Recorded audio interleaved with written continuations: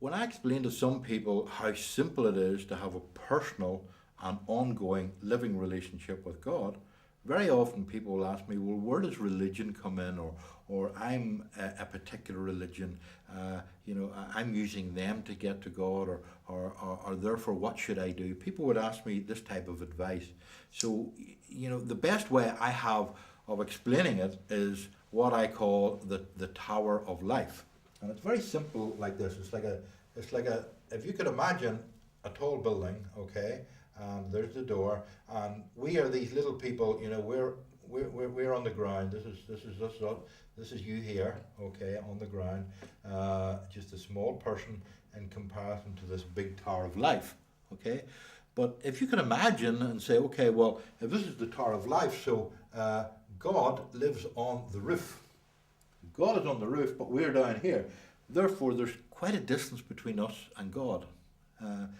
But people will say, okay, if you come in here, we are a religious group, or we're a political group, or we're a club. You call it whatever you want, but they say, come in here, and if you do this and this and this, and jump through hoops, light candles, learn things, pass exams, whatever, you go all through all these different things. You eventually get to hear, which I sort of call like the seventh floor. You eventually get to hear, if you're a good boy or a good girl, and you do all these religious things, you eventually get to hear, and here are a bunch of people, and these are very important guys.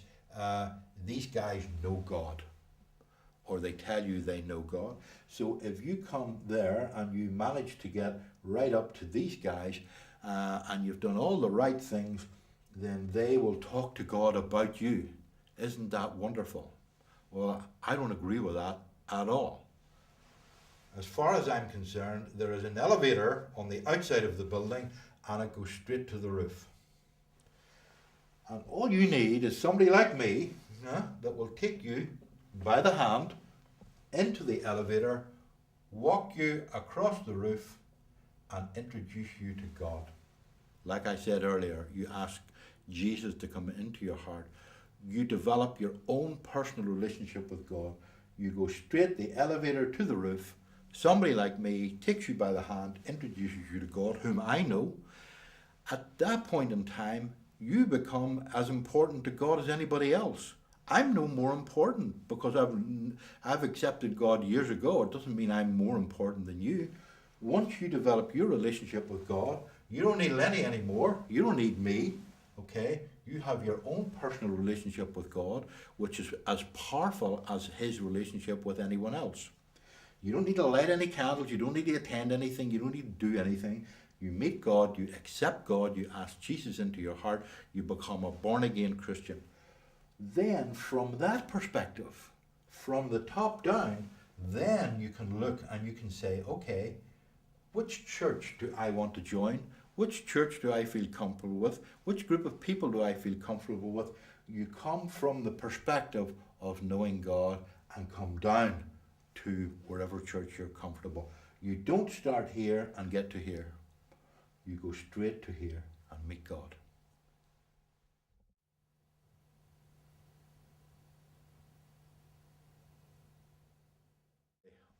Often I meet people who will say to me, Lennie, I've read the Bible and I don't understand it, or I don't like it.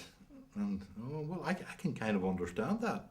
And I say, well, it's dry, or it's so hard to understand, or it's so difficult. Well, actually, you have to examine the Bible as what it is. So in other words,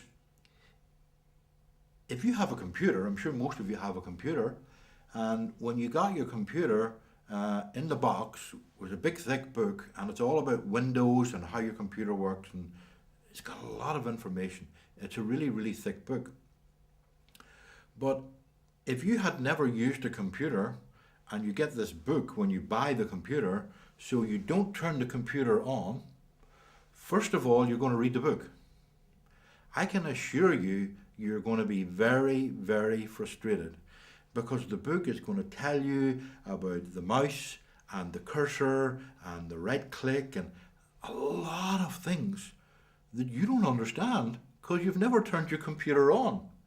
You don't know what it's talking about. It just doesn't make any sense. So that book would actually frustrate you so much that you would never actually turn the computer on. It's a little bit the same with God and understanding God. We think that the Bible is a book about God, and therefore if you want to try and find God, you read this book, you get totally frustrated and you put it away. Even you put it away reverently, but you think, for some reason there's something wrong with me, I don't understand it. Well, the problem is you don't know God. So when you know God first, and when you accept God and you have Jesus in your heart, that's like turning on the computer. Now you're a user. You are connected. And whenever you're connected, then the Bible becomes alive to you, because the Bible is not a book about God, it's a book about you and God. But if there is no you and God, it's not relevant for you. And that's where the frustration comes in. So some people say, well, I've tried to study the Bible and I can't find God. Find God first. After you have found God and you've got Jesus in your heart, then you will understand the Bible. It will become relevant to you, because just like the computer, you're a user, just like it's the same thing. You become a user, you become a Christian, you're born again, the Bible makes sense to you.